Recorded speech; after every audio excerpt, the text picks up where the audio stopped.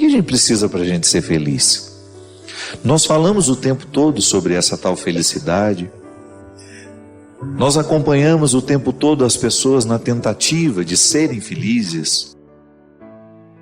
As nossas redes sociais, né? Tanta gente publicando aquilo que faz feliz. E até mesmo mentindo em torno daquilo que nos faz felizes. O que nos torna felizes? O que nos torna realizados? E a partir dessas perguntas, nós começamos a desmentir. Porque nós mentimos para nós. Quantas vezes eu encontro pessoas, eu identifico isso em mim, uma estrutura mentirosa em torno da realização.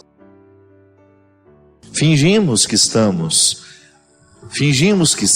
realizados. Fingimos que estamos sabendo o que deve ser feito. Ficamos muitas vezes na superfície das coisas, das situações, e nem temos coragem de tocar naquilo que de fato precisa ser tocado para que a nossa vida seja melhor. Nós temos tantas buscas. Às vezes você tenta ser feliz através do seu trabalho.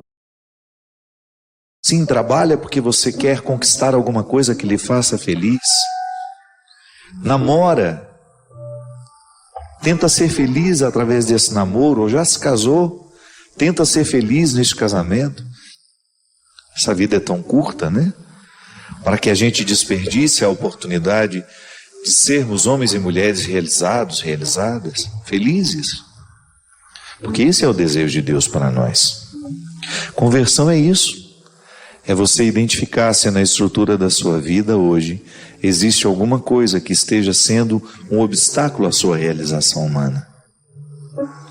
Então, quando eu olho para a estrutura da minha vida, aquilo que hoje eu preciso renunciar, eu estou vendo uma realidade que é favorável ao meu crescimento. Eu preciso identificar o que hoje, na estrutura da minha vida, está representando um obstáculo à minha realização. Pode ser que você identifique uma amizade, por exemplo. Uma pseudo-amizade, uma falsa amizade. Um coleguismo que tem sido um obstáculo para o seu crescimento espiritual, afetivo, humano. Então nós precisamos o tempo todo ir articulando a realidade que nos envolve. Eu gosto de chamar isso de as nossas ambiências. E a partir dessas ambiências a gente ir buscando honestamente estar no lugar que a gente realmente deveria estar. Eu acho que todo ser humano,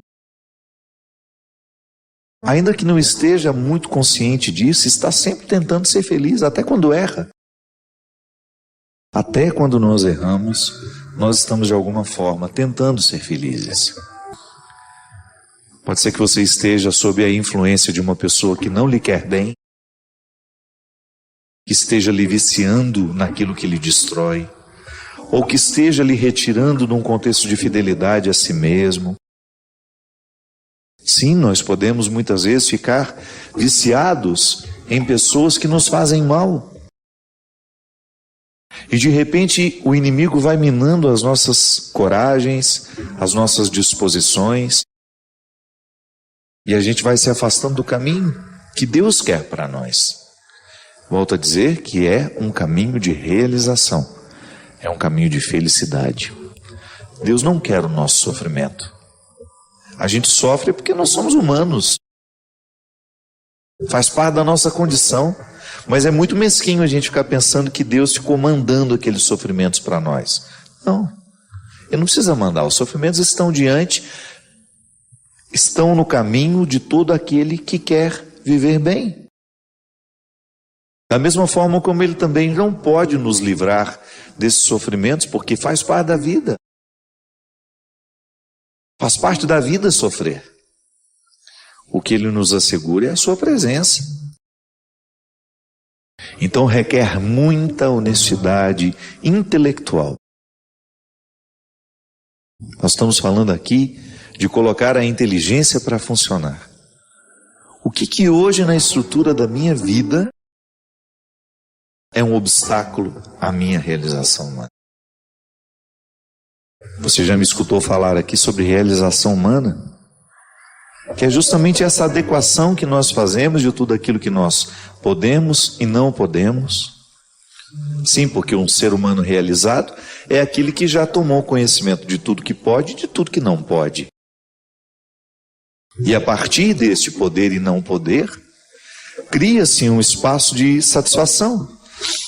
É a satisfação de ser quem é, de fazer o que faz, de trabalhar no que trabalha, de estudar o que estuda, de conviver com quem convive.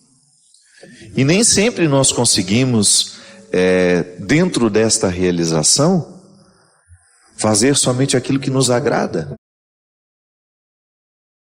Eu, particularmente, gente, gosto de pensar que Deus é sempre favorável, que a minha experiência com o Senhor é sempre favorável a mim. Nunca, nunca, nunca eu pude entender que a minha experiência com Deus pudesse ser um obstáculo para a minha realização humana. Deus quer o meu melhor. E há muito tempo eu fui arrancando de mim, sabe, algumas compreensões equivocadas de que Deus queria o meu sofrimento, por exemplo. Deus não tem nenhum interesse que você se torne uma pessoa infeliz. A infelicidade não é um projeto de Deus para a nossa vida. É por isso que no projeto que Ele tem para cada um de nós, Ele nunca retira os obstáculos. Porque nos obstáculos nós encontramos a força para a gente poder alcançar aquilo que a gente tanto deseja. Sim, precisamos vencer diariamente os obstáculos que nos privam de viver essa felicidade, essa realização humana. Mas o problema é quando nós não sabemos, quando nós não temos clareza do que de fato nos torna felizes. Eu gosto de compreender a felicidade com um pouco mais de profundidade. Pode ser que a palavra felicidade esteja muito esvaziada de significados. Pode ser que ela tenha se tornado muito vazia para os nossos dias. Crescemos muito quando somos desafiados.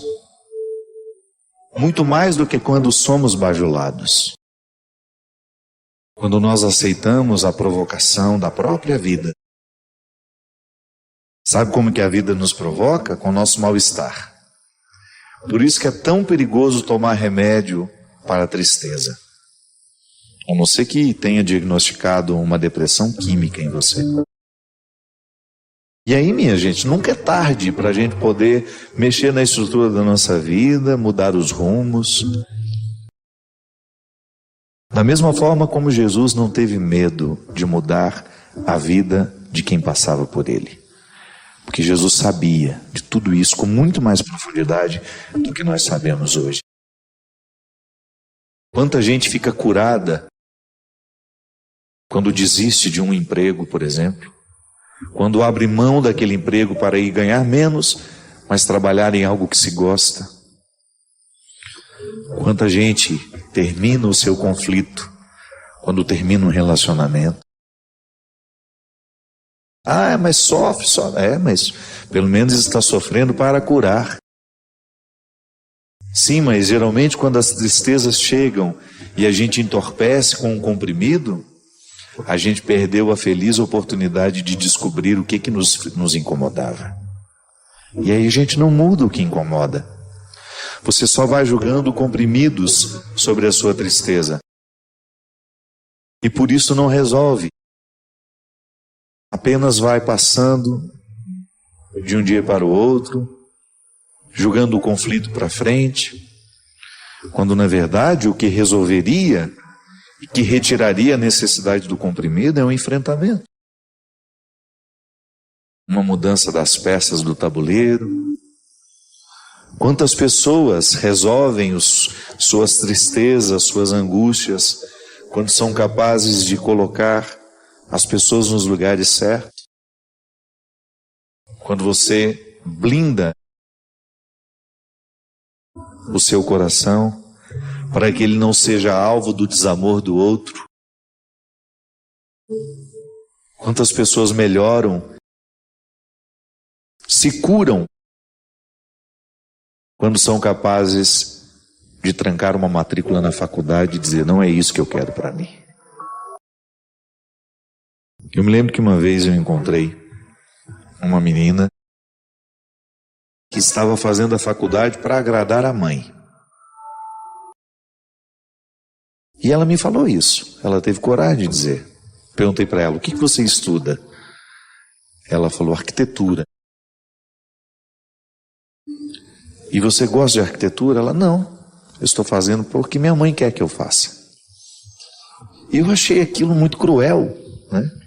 Uma faculdade de arquitetura dura uns 5 anos na vida. Fazer o oposto do que se pretende para agradar a mãe, alguma coisa está errada nessa relação. Quantos filhos são curados quando nós olhamos para eles e perguntamos o que de fato interessa, do que eles gostam e o que eles gostariam de fazer da vida.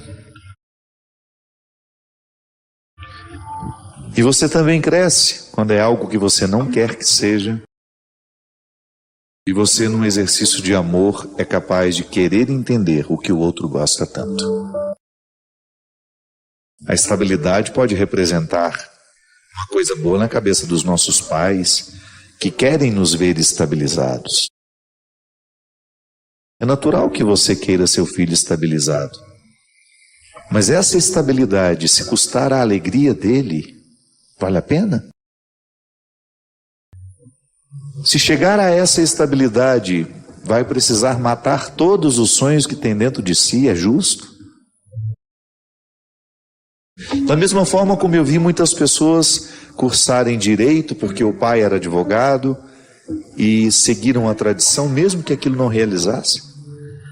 Quantas pessoas eu encontrei estudando direito, não porque queriam ser advogados, mas porque queriam prestar um serviço público, um concurso para um serviço público. E aí você perguntava, mas você se identifica com o serviço público? Não, é só para ter uma estabilidade. Isso pode parecer bacana aos olhos de alguns. Mas isso é um verdadeiro absurdo aos olhos daqueles que de fato querem viver a sua verdade pessoal. Basta deixar que a verdade venha à tona.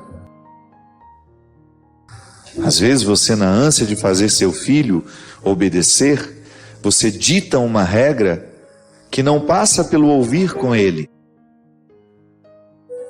Vai fazer assim, pronto, e acabou. Ouça o coração do seu filho. Ouse conhecer quais são as aptidões dele. Será que só porque nós desejamos, com todas as forças do nosso coração, do nosso entendimento, controlar a vida dos que nós amamos, porque achamos que controlar é amar? Será que é justo, em nome desse controle, nós condenarmos os nossos filhos a uma estabilidade que não realiza, que não faz feliz? Falsas respostas não nos realizam. Pode realizar seu pai, sua mãe, mas você acha justo comprometer a sua vida para agradar alguém? Isso não é evangélico. Obedecer significa ouvir com o outro, e não somente ouvir o outro, é ouvir com ele.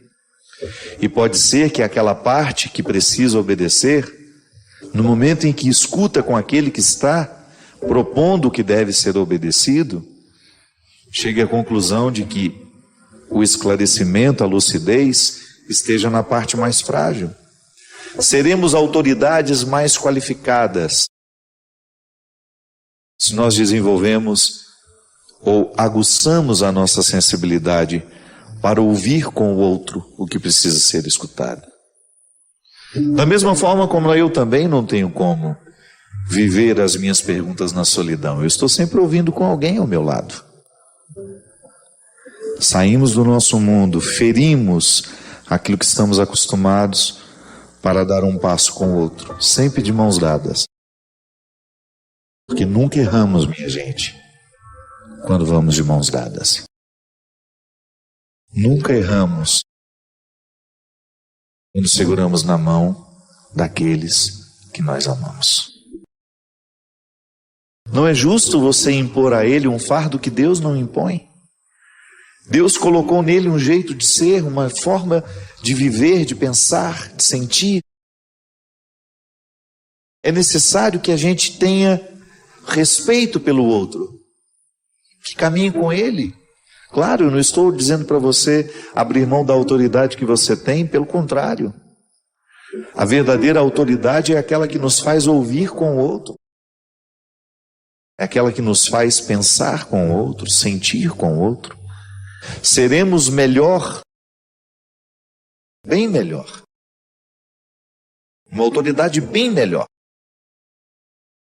Se a gente aprende a ouvir com o outro, Deus tem a oportunidade de falar em nós. Sim, porque Deus fala em nós quando a nossa verdade vem à tona. Quando nós não temos medo da pergunta que precisa ser feita. Não fuja delas. É bom, né, quando a gente tem a oportunidade de ouvir alguma coisa que nos desinstala. Nós ouvimos muitas coisas todos os dias, mas não é tudo que nos desinstala.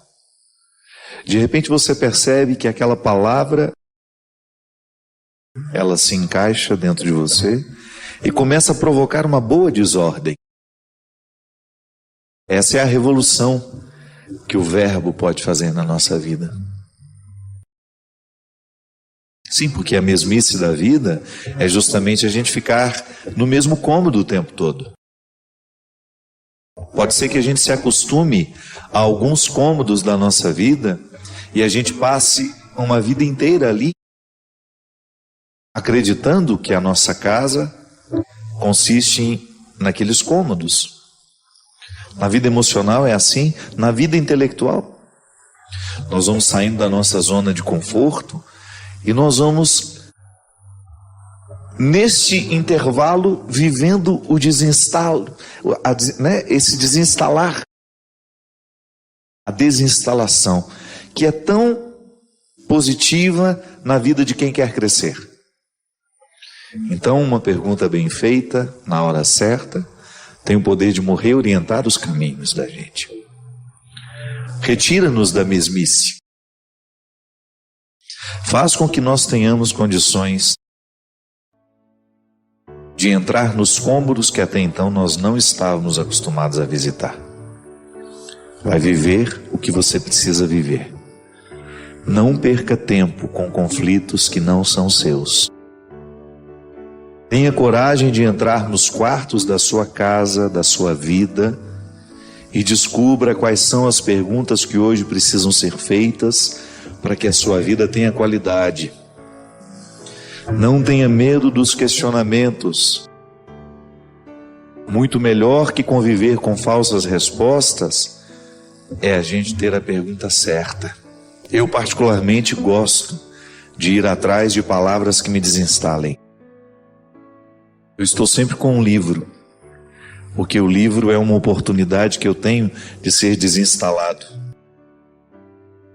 Gosto sempre de ouvir uma boa música, porque a palavra que chega pelo meu ouvido através de uma voz cantada tem um poder de me desinstalar. Os especialistas dizem que toda vez que nós aprendemos uma coisa nova, é como se o nosso cérebro fosse ferido positivamente.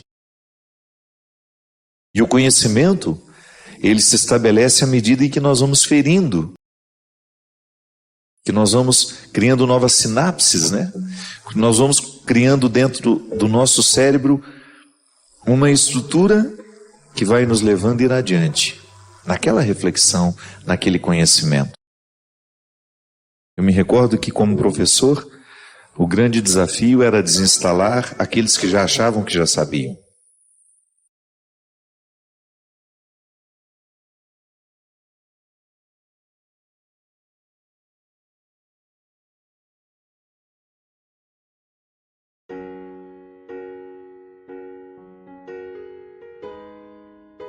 Padre Fábio, desejo esclarecer uma dúvida. Sou mãe solteira, tenho um filho de 25 anos já casado e uma filha de 16 que mora comigo.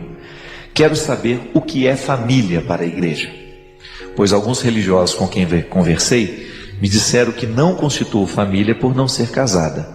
Isto me perturba muito. Afinal, para a igreja, o que é a família?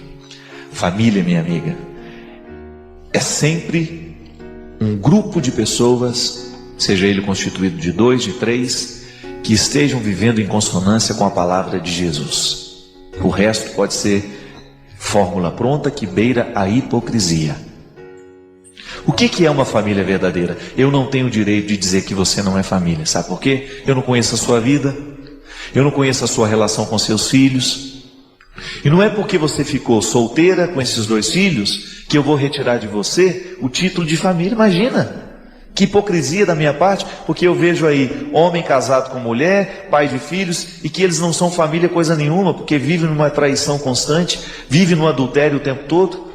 Então isso é muita hipocrisia. A igreja, ela nos assegura que a família, ela é o lugar onde nós crescemos no amor.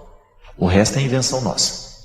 O lugar é o seio da família. A família é o seio onde cresce o amor. É claro que a igreja orienta e pede que essa família seja completa, que ela seja pai, que ela seja mãe, que ela seja filho, que ela seja irmãos, pronto. Mas a partir do momento que isso não foi possível, a gente tem que trabalhar com o que a gente tem. Se você tivesse se casado, tivesse um esposo, tá certo, os seus filhos teriam uma riqueza ainda maior de terem um pai ao lado deles. Mas se não tem, minha filha, não se sinta não possuidora de família, porque eu tenho certeza que você, como mãe solteira, você pode experimentar na sua carne que é muito mais doído. Você precisou se desdobrar, você precisou ser pai, você precisou ser mãe, não é assim? E é claro que você, na experiência de ter sido mãe solteira e de sofrer tudo que você sofreu e ainda deve sofrer até o dia de hoje, você não recomenda a ninguém que seja mãe solteira. Eu, particularmente, não recomendo. Tive histórias na minha casa, minhas irmãs, e eu vejo o sofrimento que é educar um filho sem ter um pai do lado. Mas a partir do momento que a situação está constituída, está ali estabelecida, crie a família. A família começa a existir no momento que vocês se amam, no momento que vocês se respeitam, no momento que vocês estabelecem vínculos, porque não basta ser parente, né? Maternidade não é apenas um exercício biológico. Maternidade não é só uma função social também, não. É, sobretudo, constituir significado. Este é o meu filho, e eu o coloco na perspectiva de ser meu filho o tempo todo, no amor que eu amo, na educação que eu dou, na palavra que orienta. Não adianta nada você pôr no mundo e esquecer. Aí você quebra o vínculo familiar. A família deixa de existir no momento em que as responsabilidades não são exercidas. Volta mais uma vez o assunto anterior. Família não é também fruto de milagre. Não é porque o pai e a mãe estão dentro de casa e todos moram juntos que nós podemos nos considerar família, não. A gente perde o direito de dizer que somos família da mesma maneira como uma franquia perde o direito de ter aquele nome estampado na sua porta porque não cumpriu o que deveria cumprir com o proprietário da franquia. Uma família deixa de ser família no momento em que nós nos esquecemos da responsabilidade. O pai deixa de ser pai, a mãe deixa de ser mãe, o filho deixa de ser filho. A gente fragiliza assim o conceito de família. Mas nós não podemos retirar.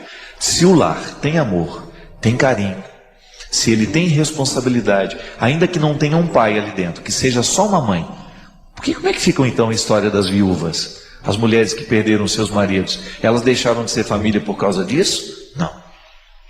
Volto a dizer, minha gente, e eu prefiro errar aplicando a misericórdia a acertar aplicando a injustiça. Às vezes a gente encontra muita gente sofrida com esse discurso, às vezes agressivo. Como uma vez encontrei uma pessoa que eu gosto muito. Há muito tempo não convivo mais, há muito tempo não encontro, mas escutei essa confissão dela. Ela não se casou porque o marido já tinha tido uma outra união. E a união desse rapaz, uma coisa extremamente tumultuada, extremamente difícil, sofrida. E quando estavam fazendo 38 anos de vida conjugal, imagina isso, com uma família inteira constituída, e que eu conheço, uma família que se respeita, uma família que se ama, essa mulher que nunca comungou, porque ela tem consciência do limite dela, mas de Eucaristia diário, não comunga, mas ela comunga a palavra, ela participa da missa diariamente, e o marido, quando pode, do lado dela. Quantas vezes eu vi? Tanto é, minha gente, que eu fiquei sabendo que aqueles dois eram amaziados, como se diz lá em Minas, né? Ajuntados, né? Muito tempo depois, mesmo porque eu era amigo de um filho deles. Eu não imaginava tamanha harmonia e o carinho daquele casal. E essa senhora caiu na bobagem de pedir que o padre desse uma bênção aos dois. Ela foi com toda a humildade do mundo: padre, eu sei que nós não podemos fazer uma missa, eu sei que nós não podemos comungar, a gente é consciente de tudo, a gente não quer que o senhor simule um casamento para nós, eu só gostaria que no dia que a gente completa 38 anos de casado, que a gente pudesse vir aqui na sacristia discretamente, que o senhor rezasse por nós, que o senhor fizesse uma oração de ação de graça conosco, já que a gente nunca teve a oportunidade de fazer isso. A gente não quer fazer isso em público, a gente queria fazer particularmente. E naquela hora, minha gente, que o padre tinha uma oportunidade linda, não é? De acolher. Hoje a igreja garante os casais de segunda união, ou até mesmo se interessar, procurar saber por que o primeiro casamento dele não deu certo. Ele que tinha ficado, não sei, 2, 3 anos casado só, foi traído pela mulher, foi abandonado pela mulher, e depois, no momento do sofrimento, encontrou essa outra criatura, viveram esse tempo todo junto ao lado. O padre, no momento de insensibilidade, fala assim: eu não vou dar bênção coisa nenhuma a vocês, porque vocês dois já estão no inferno. E aí, minha gente, essa mulher me procurou porque ela estava tentando digerir essa palavra. Padre, será que eu verdadeiramente estou no inferno? Será que mesmo eu, tendo amado tanto que eu amei, cuidando dos filhos que Deus nos deu, do jeito que eu cuidei, e até cuidando do filho dele que sobrou para mim, no bom sentido, porque a mulher dele, a primeira, não quis nem ficar com a criança, padre. Eu recebi o meu marido com um filho mais velho, que não era meu, e que está lá dentro do meu coração, é meu filho e me ama como se eu fosse a mãe dele. Será que eu mereço um inferno depois disso tudo? Veja bem, minha gente, aqui no caso, o padre teve a infelicidade de interpretar a partir de uma regra seca, sem reflexão.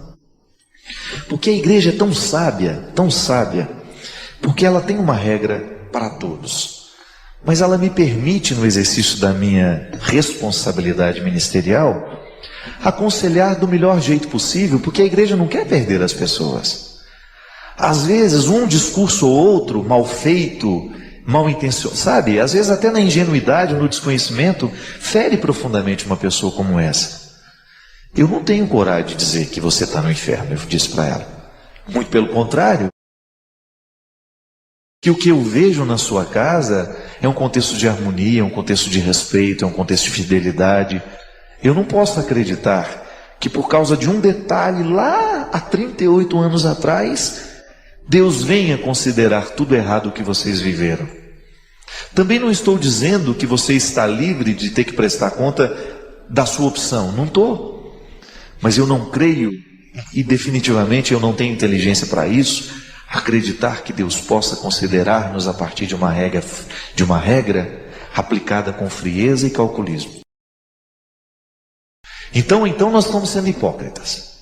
E aquele casal que se casou bonitinho na igreja, e ele que nunca foi fiel à esposa, ela que nunca foi fiel ao esposo, esses estão no céu? Que céu é esse? Que inferno é esse? Que conceitos são esses que nós ainda não temos clareza ao trabalhá-los? Então eu tenho medo. Antes de julgar alguém ao inferno, eu prefiro dar a ela a possibilidade do céu. Ah, padre, você está passando a mão na cabeça. Não, eu acho que eu estou tentando ser no mínimo humano, que é o que ela precisa naquela hora. Porque às vezes, gente, a coisa mais fácil é jogar o outro no inferno. A decisão pelo inferno é a coisa mais simples do mundo. Você faz isso com você o tempo todo, eu faço comigo. Pode observar, às vezes nós erramos feio na vida. Há 5, 6 anos atrás, há 7, 8, Não sei quando foi o erro que verdadeiramente você considera o pior da sua vida. Você pode ter certeza que analisar-se a partir do erro e condenar-se é mais fácil do que você buscar um caminho de solucionar isso. Só que tem um detalhe: nós não podemos nos esquecer que entre a morte, entre o último suspiro de um ser humano e a sua morte, paira um abismo de misericórdia. Se fosse assim, não haveria salvação para Santo Agostinho, não haveria salvação para o ladrão que estava lá do lado, Dimas, pedindo a Jesus que se recordasse dele no paraíso. Quando ele desconcerta aquele ladrão ao dizer: não se preocupe não, meu filho, porque hoje mesmo tu estarás comigo no paraíso. Veja bem, aquele homem, ele representa tudo o que tinha de pior naquela época, uma escória da humanidade. Morrer crucificado era a pior forma de castigar uma pessoa. Significa que o crime dele era um dos piores.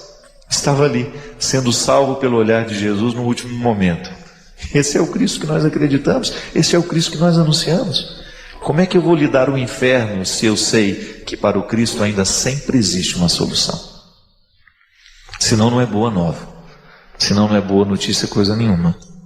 E não se trata de nós cairmos no moralismo besta, nem cairmos também no discurso permissivo. Não queremos nem o discurso moralista frio, calculista, nem queremos ser permissivos. Nós só queremos deixar para que Deus faça aquilo que é específico dele. Eu não posso salvar, eu não posso condenar. Eu posso ser humano. Se vai ser salvo, se vai ser condenado, que seja para Deus decidir, e não para mim, nem para você. Quem sabe se a gente livrasse o nosso discurso das condenações, a gente estaria um pouquinho mais próximo daquilo que Deus quer de nós. Hoje, por exemplo, eu tenho 1000 motivos para me condenar. Você também tem. Mas não acredite neles não. Apenas aprenda com os erros que você cometeu. Condenações não servem para nada.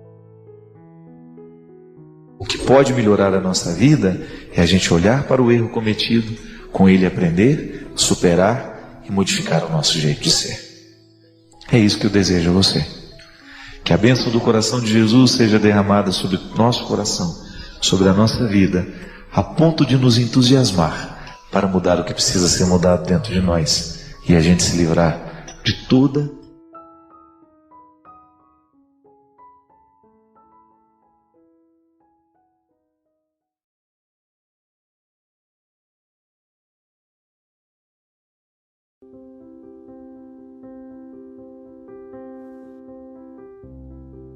O bom educador nunca dá ao seu discípulo a lição pronta. Seria um crime contra o discípulo oferecer a ele a lição pronta.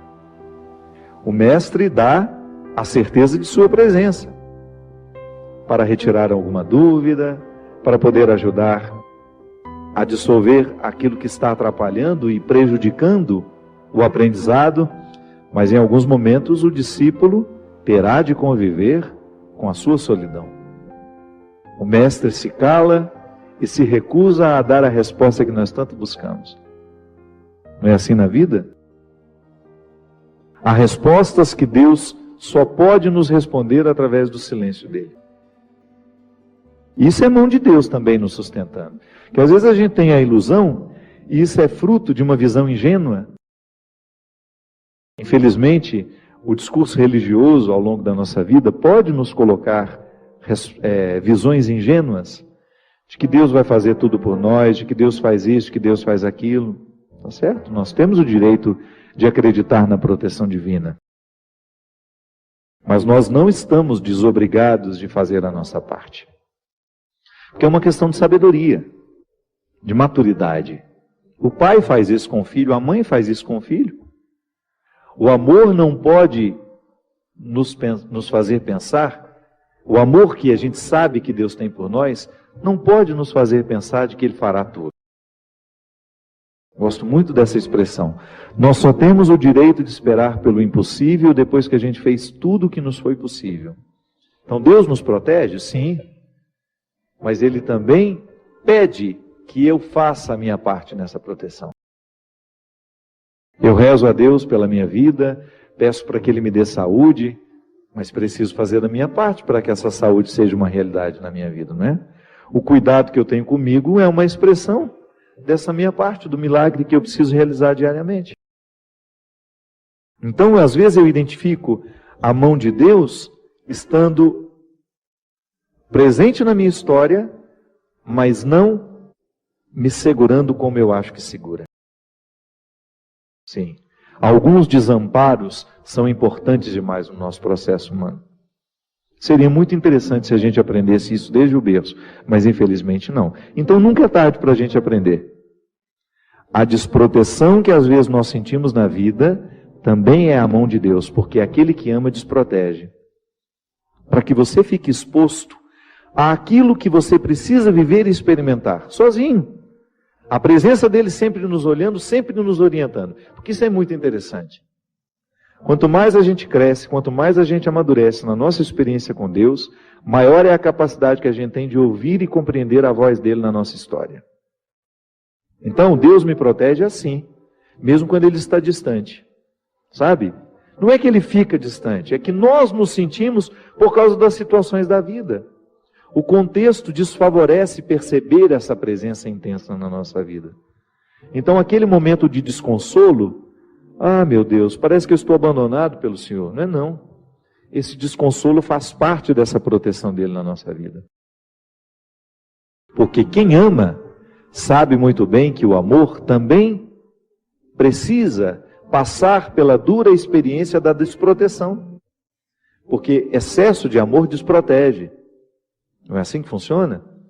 Quando uma pessoa é excessivamente protegida, no fundo, no contrário de tudo isso, existe uma desproteção, porque aquela pessoa não consegue amadurecer. Então ela vai ser eternamente ingênua.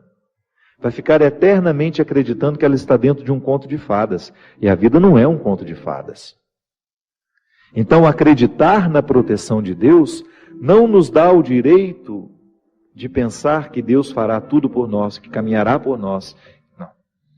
Ele vai estar sempre nos fortalecendo à frente dessas batalhas que nós precisamos enfrentar, mas nós estaremos na responsabilidade de realizar a parte que nos cabe.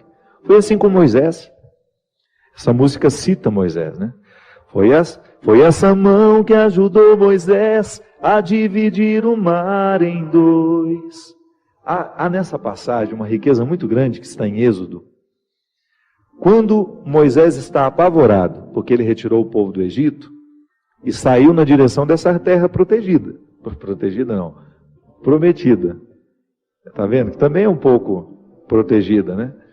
A terra prometida seria alcançada, uma promessa que Deus fez a Moisés, desde que ele se encorajasse a retirar aquele povo da escravidão e atravessasse as dificuldades do deserto. Veja que quem já teve a oportunidade de ir a Israel sabe muito bem o que é o deserto. Você entrar naquele deserto para chegar a um lugar que não sabemos onde é, que só está no coração de um homem, como promessa, é uma dificuldade muito grande. E o povo acreditou, foi atrás de Moisés, começou a viver as restrições do deserto, a fome, começou a sentir saudade das cebolas, né? Que no Egito eles comiam cebola, no tempo da escravidão a cebola era o principal alimento, por isso que às vezes a gente usa a expressão, não fique chorando as cebolas do Egito, não é assim? Você já deve ter escutado essa expressão, quando alguém lhe aconselha, para de lamentar o passado. O que é lamentar as cebolas do Egito? É dizer, eu era escravo, mas tinha esse alimento, eu tinha cebola para me alimentar, e agora eu estou livre, mas não tenho nada. Calma. Dê tempo ao deserto. Permita que o deserto lhe diga o que ele precisa dizer. Até a fome. A restrição, ela é importantíssima no processo humano. A gente identifica o tempo todo que pessoas são estragadas porque não lhes faltou nada. Terrível. Quando você tem um filho que foi paparicado desde criança, não lhe faltou absolutamente nada, e de repente, no descampado da vida, de repente aquela pessoa precisa enfrentar o deserto da vida e ela não tem munição o suficiente para dar conta. Aí fazer o quê? Como é que nós enfrentamos o deserto? Ali naquele momento, Quando Moisés retira o povo da escravidão e se encoraja a levar este povo pelo deserto a caminho da terra prometida, ele também sente medo, ele também não sabe o que vai ser. Por isso ele o tempo todo, através das manifestações de Deus naquele momento da vida de Moisés, ele se comunica com Deus. São as epifanias, né? Que são essas manifestações gloriosas de Deus ali, através da realidade simples. É a sarça que arde, é a pedra que jorra água, enfim. Deus vai conversando com Moisés, vai dando a ele sinais de que ele está no caminho certo, mas não o priva da desproteção que o deserto lhe causa. Então, desprotegido naquele deserto, materialmente falando, ele pode firmar uma confiança em Deus que nenhum outro conforto havia dado. Está vendo como é interessante? Como a desproteção, a aparente desproteção, ela tem todo um cuidado reservado e de bastidores ali. Da mesma maneira como você que é pai, é mãe, e você cria uma restrição ao seu filho para que ele possa amadurecer. Não é assim? Às vezes você retira alguma coisa do seu filho para que ele sinta realmente a falta, para que depois ele tenha condições de valorizar depois. Volto a dizer, muitas pessoas dão errado na vida é porque não lhes faltou nada. Aí você observa que quando falta demais também pode causar um desequilíbrio, uma falta de confiança na vida, nas pessoas. Enfim, é o equilíbrio que dá certo. Quando você começa a educar, colocando proteção e aparentes desproteções, onde aquela pessoa terá de enfrentar a situação sozinha, ainda que você esteja vendo de longe.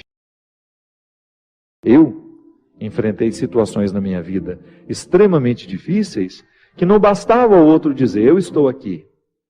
Por quê? Porque elas eram minhas. Até ajuda. Você olhar para o lado, saber que tem um amigo com você, que existe uma mãe, que existe um pai, um irmão. Mas em muitos momentos da nossa vida, este calvário é para ser vivido na solidão.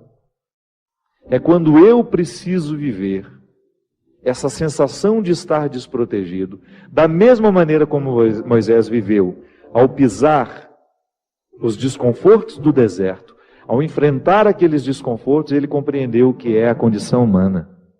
Então eu também faço essa experiência. Você faz. Eu não quero passar a vida em brancas nuvens, não quero mesmo.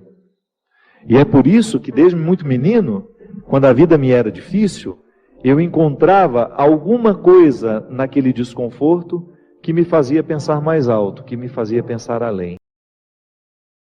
Moisés, vivendo o desconforto do deserto, precisava convencer os que estavam ao lado dele de que aquele desconforto valeria a pena. Ah, mas alguns queriam voltar para a escravidão. Olha como a fraqueza humana está muito presente na nossa vida no momento do desconforto. Quanta gente, vou dar um exemplo simples para você entender. Existem pessoas que precisam romper com namoros que são terríveis, desastrosos. Aquela pessoa só faz mal a você, você sabe disso, mas você tem um vínculo com ela, você tem necessidade afetiva, você não consegue romper aquele namoro. Então, de repente, você se encoraja, você fica com tudo claro diante de você, essa pessoa não me faz bem, eu não posso me casar com essa pessoa, porque se no tempo do namoro já está assim, imagina na época do meu casamento, depois no meu tempo de casado, vai virar um inferno pior ainda do que já é.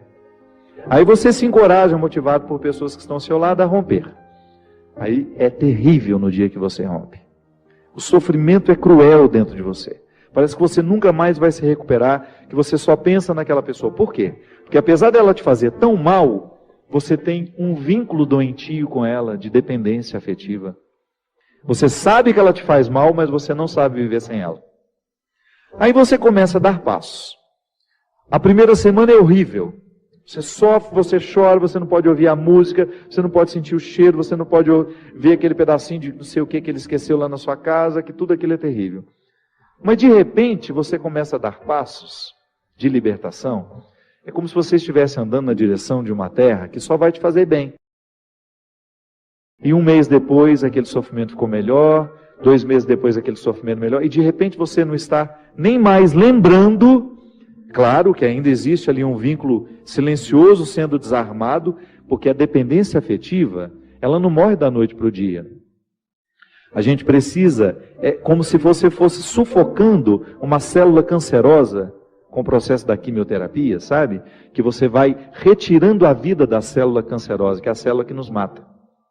Aí digamos que 3 meses depois, você encontra de novo com aquela pessoa e você tem aquela famosa recaída. Aí pronto. O castelo que você estava construindo, o chão que você tinha andado, que tinha sido tão difícil, você joga fora e você volta para o Egito, você volta para a escravidão. Você faz o mesmo que os companheiros de Moisés queriam fazer, voltar a comer a cebola, voltar a comer o alimento podre, estragado. Aí você reata aquele relacionamento, porque ele é doentio e você não cuidou da devida distância que você deveria manter.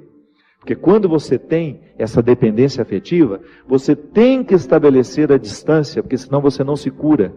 Você tem que parar de querer saber da vida daquela pessoa, porque senão você não se cura. Você precisa parar de ficar fuçando o Facebook dela, porque senão você não se cura. Você precisa parar de ficar investigando a vida. Onde que ela foi? O que ela estava? Você tem que cessar todos os pontos que podem lhe fazer querer voltar para o Egito. Porque senão você nunca vai se libertar. Aí 3 meses depois você está bela e formosa já, matando a célula cancerígena, você vai dar mais uns beijos na boca, volta àquela dependência horrorosa e o inferno retorna na sua vida. Na sua primeira semana é até bom que está tudo voltando. Daqui a pouco, minha filha, você está no inferno pior do que você estava 3 meses atrás. É assim. Quando a gente não sabe viver o desconforto que nos edifica, a gente se boicota o tempo todo. É como parar de beber, é como parar de fumar.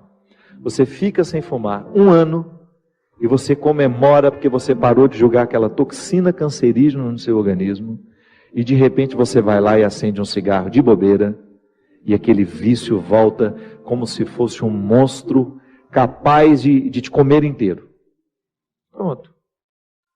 Todo aquele sacrifício que você fez dos primeiros dias sem fumar vão para o saco. Por quê?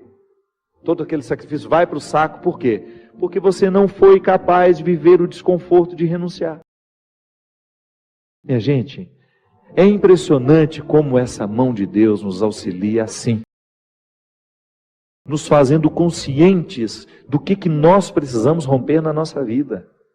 São situações que a gente precisa estabelecer limites para elas. Porque senão a gente não vai ser curado nunca.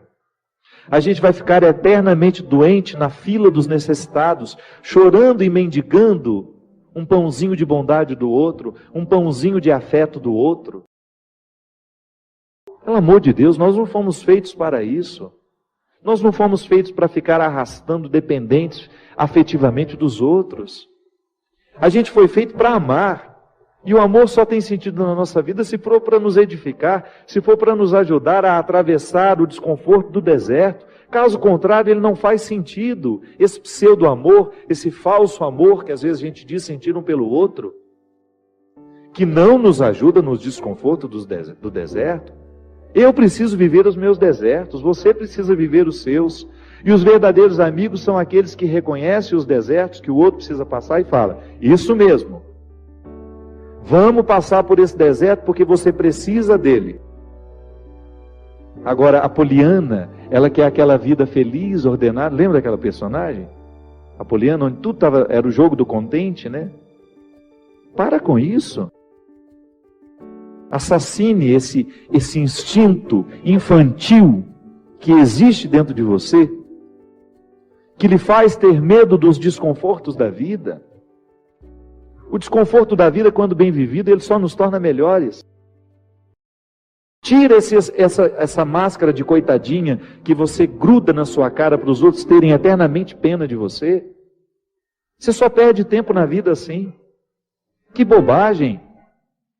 Deus nos segura na nossa mão é para a gente ter condições de atravessar esse deserto. Não é para ficar recaindo eternamente e voltar a comer as cebolas do Egito, porque a gente teve dó de nós, porque a gente teve dó do outro, não. A caminhada é para frente que se vai. E chega um momento, quando Moisés chega diante de Deus e fala, agora você resolve essa situação, porque eu não sei mais o que fazer.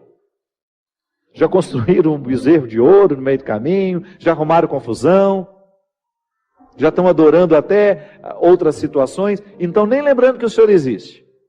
Eles só não voltam porque está longe demais. Mas retornam de outra maneira, não retornam na geografia. Sabe? Eles não voltam geograficamente porque estava longe já do Egito. Eles morreriam no meio do caminho. Mas não voltavam geograficamente, mas voltavam afetivamente. Porque às vezes a gente já ultrapassou o território da nossa escravidão físico. Eu já saí da cadeia, mas a cadeia não saiu de mim. É assim que funciona. Eu já dei os passos na direção da minha liberdade, mas eu não fiz a conquista da minha liberdade. Eu não decretei a conquista da minha liberdade. Então eu fico afetivamente preso ao meu passado. Lamentando as cebolas do Egito, lamentando o namoro que terminou, a situação que foi terminada, a amizade que foi traída. Então quando Moisés está diante do Mar Vermelho, e ele fica apavorado, porque agora eles não tinham mais para onde ir, ou atravessavam o mar, ou voltavam para o Egito, e o exército do faraó já estava chegando para capturá-los. O que ele faz? Ele tem uma reunião particular com o Senhor, né? Uma audiência particular de urgência. Liga lá para o secretário de Deus e fala, pelo amor de Deus, você pede para ele me atender hoje, que eu não posso mais ficar sem essa resposta. O exército do faraó está chegando. E aí ele acha que Deus iria dar uma resposta fácil para ele, né? Ia dar uma solução rápida. Não. O que Deus fala? Lembra, Gino? Lembra? Corre, né? Entra nessa água. Olha que frase forte. Diga ao povo que caminhe. Eu não vou fazer por vocês o que só vocês podem fazer. Eu vou dar todas as graças para que o milagre aconteça. Eu vou fortalecer a coragem de vocês, mas se não colocar o pé na água, se não desafiar este mar, ele não se abre. E foi o que o povo fez. Moisés à frente, certamente, cheio de medo também, né? Ai, meu Pai de misericórdia, o que vai acontecer agora? Quando ele começou a entrar, a colocar os pés na água, Deus faz a sua parte. Minha gente, a nós nem importa se isso aconteceu dessa maneira mesmo. A nós interessa é o fato de que Deus faz diariamente isso na nossa vida. Sempre que eu me encorajo a vencer os mares que me desafiam, eu estou exercendo o cuidado de Deus na minha vida. Sempre que eu me encorajo a colocar o pé no mar que me ameaça, eu estou cumprindo a parte da promessa de que Ele estará sempre ao meu lado. Você faz a mesma coisa. Sempre que você desafia os seus mares, sempre que você enfrenta os seus desconfortos, quando você não tem medo do desconforto que lhe chega, quando você olha para ele de frente, você fala, e agora? O que é que nós vamos fazer a partir desse momento? O que você me traz de bom? O que você está me desafiando? Eu vou aqui recrutar as minhas melhores partes, porque só isso me interessa. Se o desconforto me chega, eu preciso atravessar esse deserto para saber, para poder alcançar essa parte da terra prometida que me espera. É assim que funciona. Não há uma fórmula mágica para a vida. Ainda que a gente não acreditasse em Deus, nós teríamos de viver os desconfortos que nos fazem crescer. Ainda quem não crê em Deus precisa enfrentar os desconfortos de sua história, de sua existência. Agora é claro que quando a gente acredita em Deus, quando nós acreditamos de que existe alguém superior a nós, nos capacitando para a gente fazer a travessia, um conforto a mais nos é oferecido. Por isso, baseados na experiência deste conforto que eu já fiz, que você já fez, em muitos momentos, quando essa mão de Deus cuidou de nós, e que a gente dá continuidade ao processo de caminhada, de enfrentamento. É enfrentamento, a palavra é essa. Se a gente não vive os enfrentamentos diários dos nossos desertos, dos nossos conflitos, dos nossos medos, a gente nunca vai chegar ao conhecimento da terra que Ele nos preparou. Nós vamos para um rápido intervalo. Daqui a pouco a gente volta. Já já.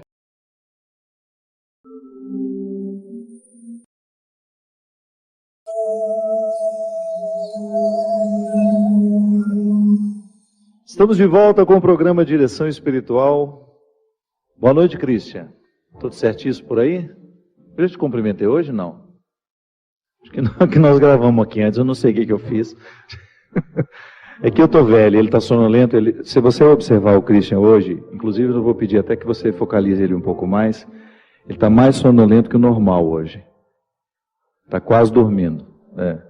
Ele falou que os pernilongos na casa dele já se acostumaram com aquele líquidozinho que a gente põe para queimar, para espantar. Olha só que interessante.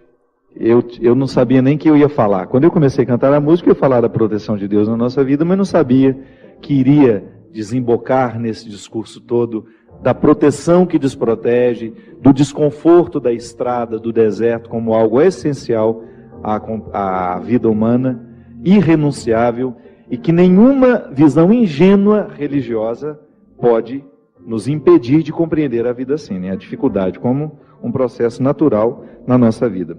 E aí, olha o texto que eu tinha preparado para hoje, que está em Mateus 10, versículo 34. Não penseis que eu vim trazer paz à terra. Não vim trazer paz, mas sim a espada.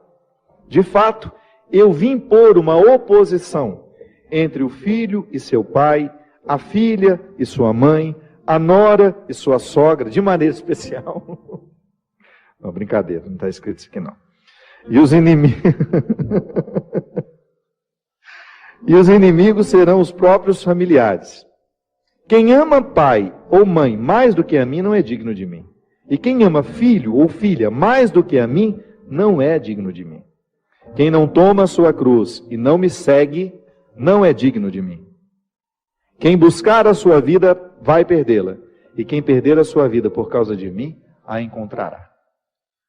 Não é São Paulo que está dizendo isso, não é João, é Jesus. É um texto dito pelo próprio Mestre. Olha que interessante, minha gente.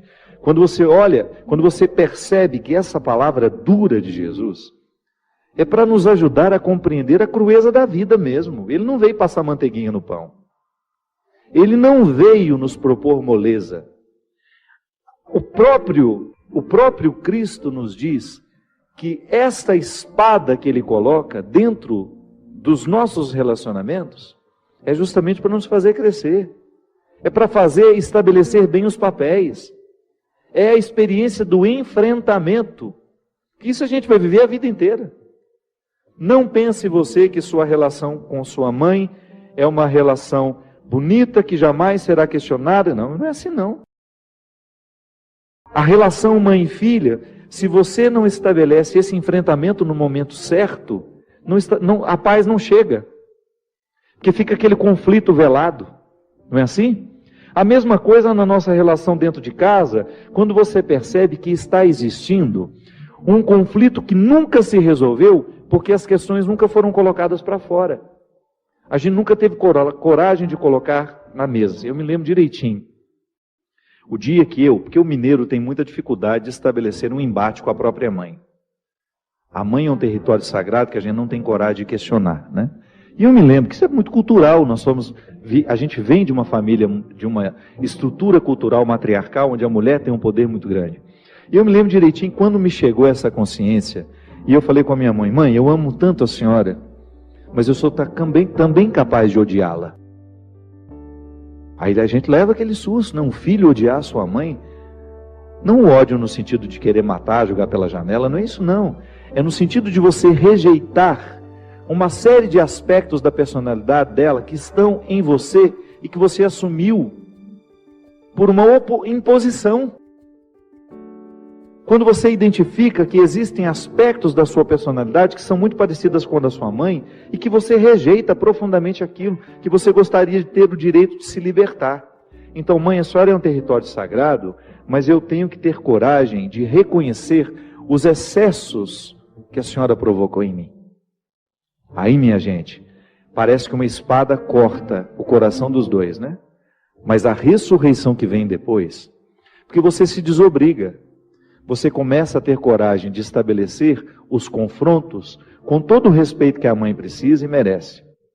Mãe é um território sagrado que nunca deverá ser desrespeitado, mas pode sim ser contestado na hora certa e do jeito certo. A senhora escolheu viver assim, essa não é a minha escolha. Então a gente precisa continuar se amando, a gente pode estabelecer esse embate e a gente continuar vivendo com profundo respeito um pelo outro. É assim. Quando Jesus fala que ele trouxe esse embate, essa espada, não é para nos separar uns dos outros, não. É para nos unir do jeito certo. Porque às vezes uma união só acontece de verdade depois de muitos conflitos. A gente precisa se livrar das visões ingênuas. Essa pessoa é perfeita. Olha como nosso amor é lindo. Aí isso dura 2, 3 anos até que os príncipes retiram as máscaras e você descobre que aquilo não passa de um rinoceronte que tinha uma carinha bonitinha no primeiro momento e é um monstro capaz de pisotear tudo que você tem de mais sagrado.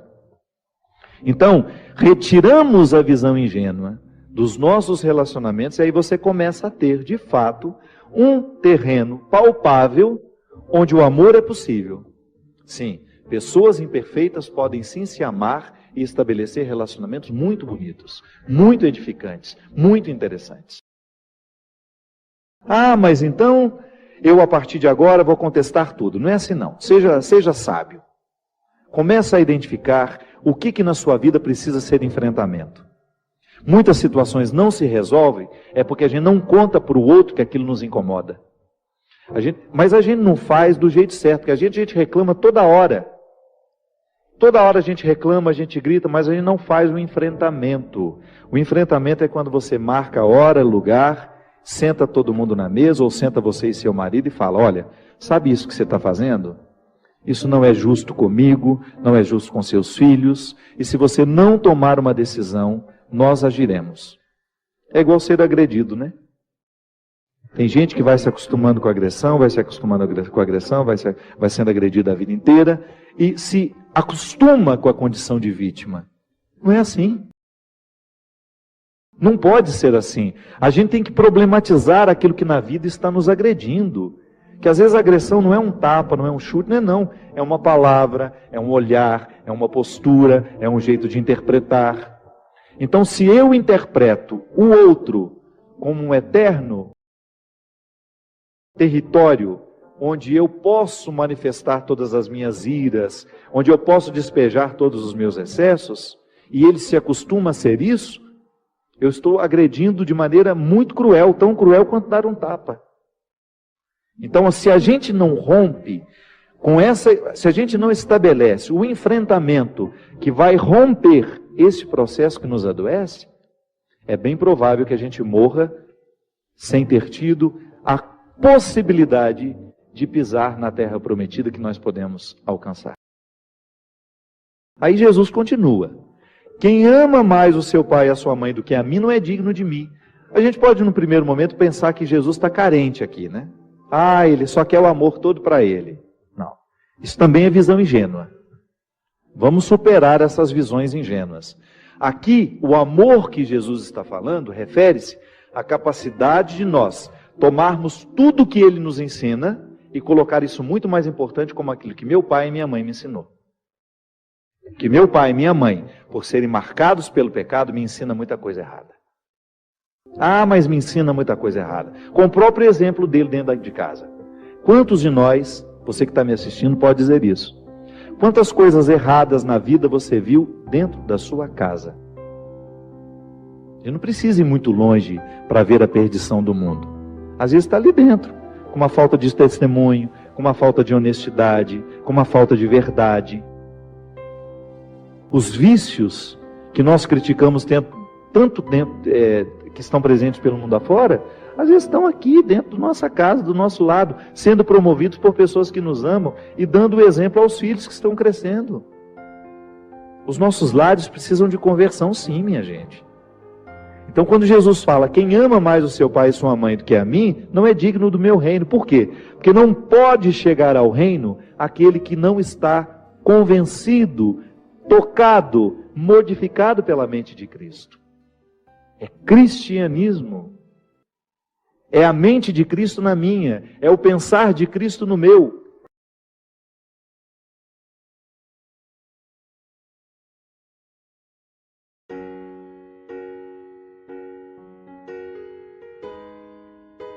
Fé, todos nós temos crises de fé. E é impossível você querer retomar a fé do tempo que você era criança. A fé que era no tempo da infância valeu para aquela época, não é? Eu nunca lamento a fé que eu tinha no passado e que não tenho hoje mais. A fé da gente vai avançando, ela vai evoluindo. E muitas vezes, por não saber compreender a evolução da nossa fé, nós julgamos que nós não estamos acreditando mais. Primeira coisa, a gente precisa fazer uma distinção. Fé não é sentimento. Definitivamente, o nosso sentimento não pode determinar o que nós chamamos de fé. Por quê? Porque nem sempre a minha experiência de Deus vai me fazer sentir alguma coisa. Da mesma forma como eu posso pegar um texto, fazer a leitura daquele texto, e ele não tocar absolutamente nada na minha sensibilidade. O texto continua tendo o seu valor, não é verdade? Pode ser que naquele momento eu não estivesse tão sensível para perceber aquele texto, para perceber as belezas que estão presentes nele. A vida é assim. A nossa experiência de fé consiste, primeiro, a gente tem que compreender que é um dom que nós recebemos. Eu não tenho fé porque eu quero. É um dom que eu recebo de Deus. E por isso que é o primeiro dom que nós precisamos pedir todos os dias quando a gente levanta. Senhor, me dê a graça de continuar acreditando.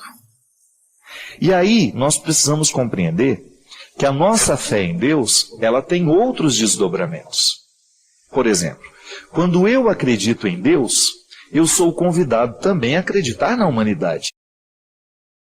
Você já parou para pensar que muitas vezes existem pessoas que acreditam em Deus e não acreditam na humanidade? E que existem pessoas que acreditam na humanidade, mas não acreditam em Deus? É natural que essa dicotomia aconteça. Sobretudo, por exemplo, depois do Iluminismo, que foi aquela época da história em que as ciências quiseram explicar todos os ocultismos que estavam presentes na Idade Média, os exageros da religião, né, ou até mesmo aquele excesso de superstições que fazia parte do contexto da Idade Média, foi altamente criticado pelo tempo das luzes, né, do Iluminismo, que veio como uma revolução cultural que tentou desfazer e menosprezar todo o processo de fé humana. Só que aí hoje nós estamos num momento em que a crítica do Iluminismo já nos serviu para a gente corrigir os nossos exageros daquele tempo, para a gente encontrar um equilíbrio hoje na nossa forma de acreditar em Deus, equilibrando essa fé em Deus com a fé na humanidade. Eu me recordo que o grande salto de fé que eu dei na vida foi no momento em que eu compreendi que a minha fé em Deus estava diretamente ligada na minha fé ao ser humano. E que eu não podia acreditar em Deus descrendo do ser humano. E que o mesmo processo também seria inválido. Não posso acreditar somente na humanidade e descrer em Deus. É nesse equilíbrio que eu preciso contextualizar a minha fé. Muitas vezes, meu filho, o que a gente considera falta de fé é um desequilíbrio entre uma realidade e outra. E agora eu já falo para você também que me escuta. Como é que está o equilíbrio entre a sua fé em Deus e fé na humanidade? Porque o bem-estar espiritual que nós precisamos viver, o que eu chamo de bem-estar? Uma fé equilibrada que faça bem ao coração humano, ela precisa mover a fé que eu tenho em Deus para a realidade histórica onde eu estou situado. Eu digo isso, precisa equilibrar, porque muitos desequilíbrios que nós encontramos na humanidade hoje estão diretamente ligadas ao processo de fé em Deus. Olha, minha gente, eu não tenho medo de dizer isso. Como homem da religião que lida o tempo todo com o processo religioso, eu encontro muitas pessoas em que a religião fez muito mais mal do que bem. Pessoas desequilibradas. Pessoas que perderam o referencial de bom senso. E você deve conhecer gente assim também. Que por causa da fé em Deus, acabaram desprezando a vida humana, acabaram renegando, relegando todo o processo humano, histórico, desconsiderando, Muita gente deixou em alguns momentos isso, encontrar na vida o lugar do sacrifício, só que a gente precisa entender que sacrificar é fazer ser sagrado. Então eu sacrifico a minha vida, mas não significa que eu fico lá sofrendo o tempo todo, não. Eu faço ser santo tudo que é meu. Eu coloco sobre o altar para sacrificar, para tornar sagrado, para tornar santo. Aí é o equilíbrio. A fé que eu não estou vivendo o desdobramento dessa fé aqui na história. Não é verdade? Então este equilíbrio é importante. E muitas vezes nós consideramos como falta de fé a nulidade de um desses aspectos, destes pontos. E aí nós precisamos buscar, mergulhar dentro da nossa condição humana e investigar bem o que é que nós compreendemos como fé, não é verdade? Onde é que eu estou errando nessa compreensão toda? O fato é que, muitas vezes, nós ficamos insistindo numa fé imatura, e quando passa o tempo dessa fé imatura, ela já não nos sustenta mais, a gente fica achando que não nos restou mais nada. Mas é por isso que a Sagrada Escritura fala de maneira tão clara e de maneira tão direta. Em um tempo da vida, a gente precisa de alimentos líquidos, por causa da dificuldade de engolir, não é verdade? Mas vai chegar o momento em que nós estaremos preparados para os alimentos sólidos. E eu acredito nisso, traduzindo isso para o contexto da nossa experiência de fé. Em muitos momentos da nossa vida, nos é permitido ter uma fé ingênua, porque faz parte daquele momento. Mas depois essa fé precisa amadurecer. Eu não posso querer, na minha idade adulta, acreditar da mesma forma como eu acreditava no tempo que eu era criança. Eu posso até guardar muitas coisas bonitas da minha infância, da minha inocência, mas a minha fé precisará avançar. Quantas pessoas, eu cheguei a conhecer muita gente. Ah, padre, eu perdi a fé. Como assim perdeu a fé?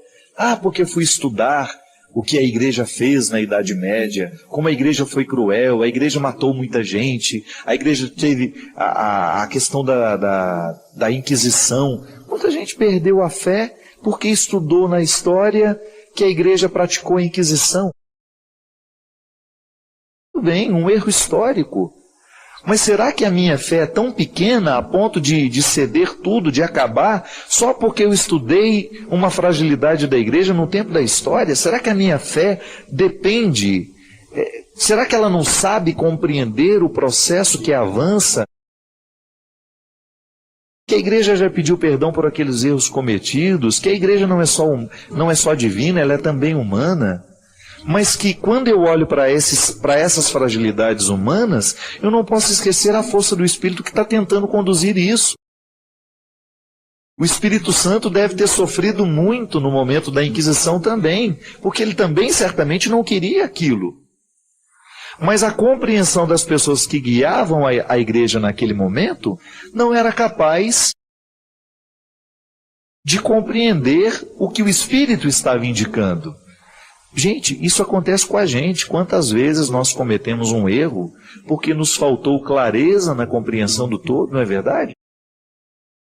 Mas a minha fé, ela não pode ir embora porque eu descubro uma fragilidade daqueles que me ajudam a crer. É igual aquela velha história. Ah, eu não acredito mais na igreja porque o fulano de tal, o padre tal, fez isso, isso, isso e isso. E eu não concordo com isso. Se a sua fé depende de um padre, então você está com um problema muito sério. Um padre é uma seta, é um indicativo, mas ele não é Deus. Eu gosto de dizer muito isso, olha, se você se decepcionou comigo como homem, como padre, eu lamento. Gostaria muito de ter acertado com você, mas eu sou frágil. Nem sempre eu consigo acertar. E eu erro muito. Agora, se você se decepciona comigo, tudo bem. Agora, não se decepcione com aquele que eu anuncio. Não confunda as coisas. Você não pode misturar a fé que você tem em Jesus com a fé que você tem em mim. Veja bem, aqui é interessante porque nós temos os dois pontos que eu acabei de falar. Fé em Deus e fé na humanidade. Graças a Deus eu assumo com muita alegria a responsabilidade que eu tenho, a autoridade que eu tenho. Isso é responsabilidade para mim. Saber que no seu processo de fé em Deus eu participo. Eu assumo com você essa responsabilidade humana de ser um padre que possa lhe ajudar no seu processo de fé. Mas eu não sou o final do seu processo. Eu sou apenas um ponto por onde a sua fé passa. Talvez uma palavra que eu lhe dê, um conselho que o meu programa aqui faz para as outras pessoas e que acaba valendo para você, né? Outro dia uma pessoa falando comigo isso, né, padre? O senhor precisa ter muito cuidado, porque as pessoas escutam o que o senhor fala. Ela falava assim, com carinho, né? E é verdade. Muita gente presta atenção mesmo no que eu estou dizendo. Significa que eu sou, naquele momento da vida, o braço histórico dessa fé, que também é transcendência. Mas veja bem, se você se decepciona com aquele que de alguma maneira foi ponte por onde a sua fé passou, por onde Deus atravessou a ponte para chegar até o seu coração, passa. Não se decepcione com aquele que você precisa conhecer. Não é verdade? O processo humano é assim, minha gente. Então, muitas vezes, o que nós analisamos como falta de fé é uma imaturidade só que vai passar. Agora, a fé precisa ser amadurecida, desenvolvida. Como é que a gente faz isso? Quem nos domina é o insaciável apetite dos olhos. A gula que nos faz querer comer o mundo, um canibalismo visual que nos empanturra com a vida alheia. Garfos e facas, talheres virtuais. Nossos enjoos não são sem motivo. Viver de vida alheia adoece o gástrico das emoções, causa indigestão.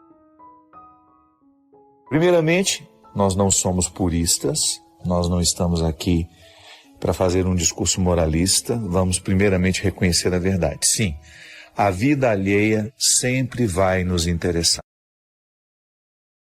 É natural do humano essa curiosidade por saber como o outro vive, como o outro pensa, como o outro faz.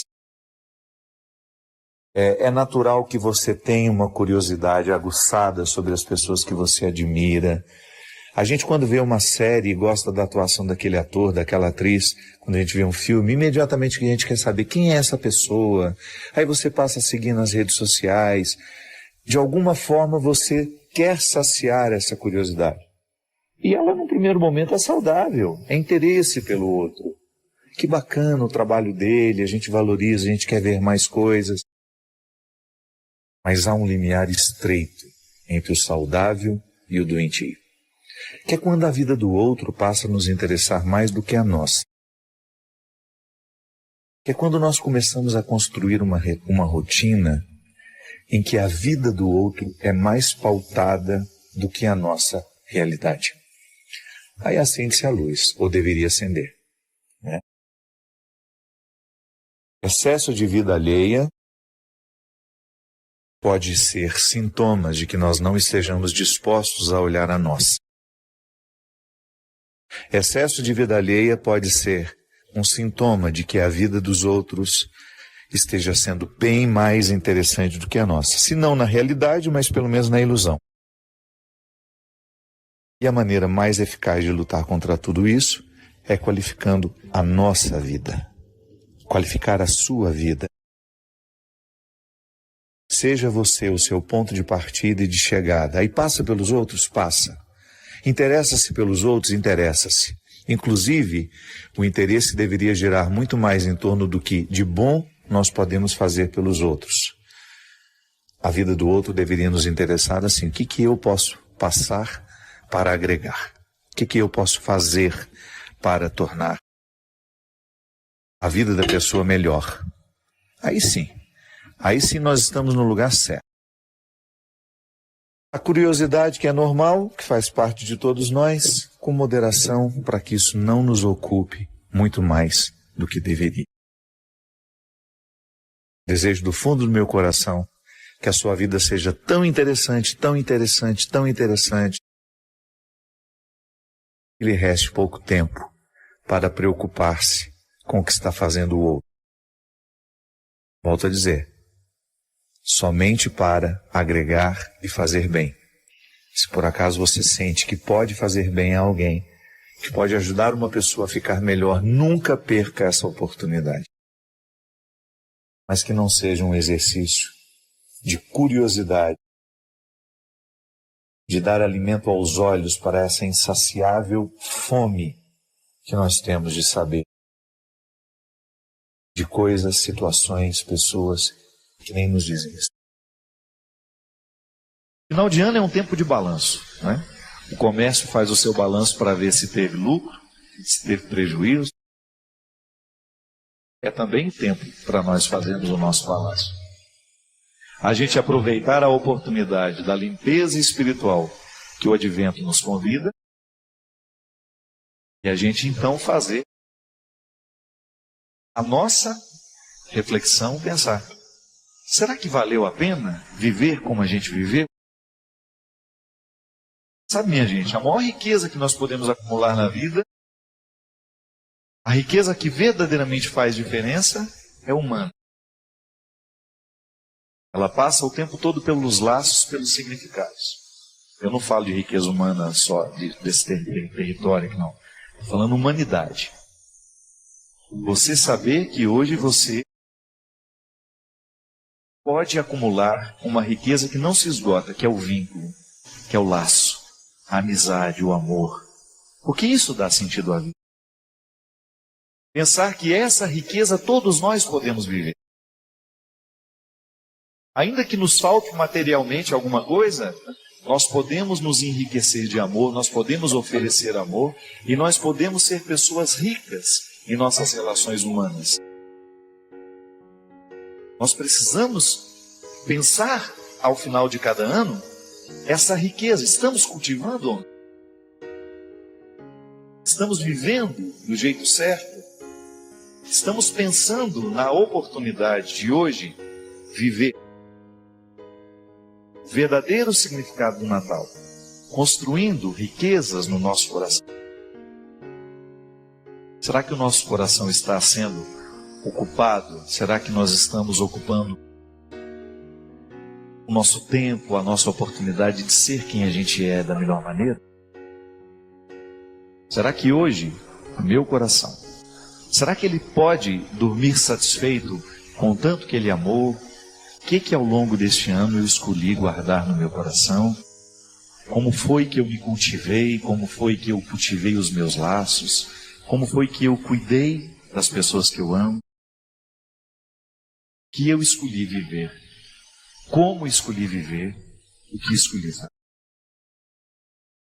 A libertação acontece na nossa vida cada vez que nós anunciamos e que nós permitimos a força do ressuscitado em nós. Então hoje eu quero, digamos que eu faça a experiência de ser um homem meio morto. A gente faz isso o tempo todo, né? Quantas vezes na vida nós estamos meio mortos? Quando é que nós estamos meio mortos? Quando prevalece em nós o desânimo, quando prevalece em nós o ódio, quando prevalece em nós o rancor. Agora, eu anuncio o ressuscitado. Eu me recordo que eu não nasci para viver nesse estado de estar meio morto. Eu tenho que estar vivo. Para dar conta da vida, eu tenho que estar vivo. Eu tenho que ser esse primeiro lugar onde a vida encontra um espaço. Isso é anunciar o ressuscitado. É isso, consiste eu estar comprometido com as causas de Jesus. Nós não podemos pensar, gente, que eu vou seguir o Jesus que eu quero. Não, há um dado objetivo deste segmento. A igreja nos ensina, as igrejas nos ensinam. Eu falo a partir da igreja que eu professo, da fé que eu professo, a igreja católica. Ela me ensina a presença, ela me ensina o evangelho, ela me ensina o jeito que Jesus é, o jeito que Jesus viveu, o jeito como Jesus agiu. E nisso nós descobrimos um modelo de humanidade e um modelo que eu quero seguir. E esse modelo humano é ressuscitado, ele está ressurreto, ele está no meio de nós, mesmo tendo passado pela experiência da morte. Por quê? A morte não foi determinante para ele. Ele venceu a morte, ele é glorioso, é uma presença gloriosa no meio de nós. Isto é, já não está morto, mas vive. E porque vive, me faz viver também. E isso é o desafio de toda hora, né? Hoje eu preciso trazer o ressuscitado para o mundo, eu preciso anunciá-lo pela força da minha presença, das minhas escolhas. Eu trago a ressurreição para dentro de mim. Eu aceito a ressurreição todos os dias. É por isso que a liturgia cristã será sempre a celebração do ressuscitado, nos fazendo ressuscitar também. Tudo acontece na força do Pai, do Filho e do Espírito Santo, sempre nos trazendo, fazendo com que a igreja caminhe neste processo de purificação, de retomada da vida. Nós saímos de nisso consiste a redenção, né? É você retirar uma pessoa de um estado desfavorável e colocá-la num lugar melhor. Isso é a experiência de ressurreição. O que estava morto agora está vivo. E é interessante, minha gente, porque nós precisamos fazer isso dentro de nós o tempo todo. Você passa momentos da sua vida em que você precisa ressuscitar. Nós precisamos ressuscitar todos os dias. Não são poucas as situações que nos matam. E não é na morte no corpo. Morte dos motivos, dos objetivos, né? Quantas vezes a gente vai perdendo os objetivos na vida? A gente vai morrendo para esses objetivos. A gente vai perdendo as motivações, a gente vai perdendo o brilho. E assim como uma louça vai ficando encardida, né? Se de vez em quando a gente não dá uma lavadinha nela, ela vai perdendo a beleza. A mesma coisa acontece com a gente. Se a gente perde de vista o convite que o ressuscitado nos faz, de mergulhar nele todos os dias da nossa vida, para que a gente ressuscite também com ele, nós vamos perdendo o brilho, a gente vai ficando meio morto, a gente vai perdendo a graça, e a morte vai vencendo. Mas não é esse o objetivo. Anunciar o ressuscitado consiste, antes de qualquer coisa, viver a dinâmica da ressurreição na nossa história.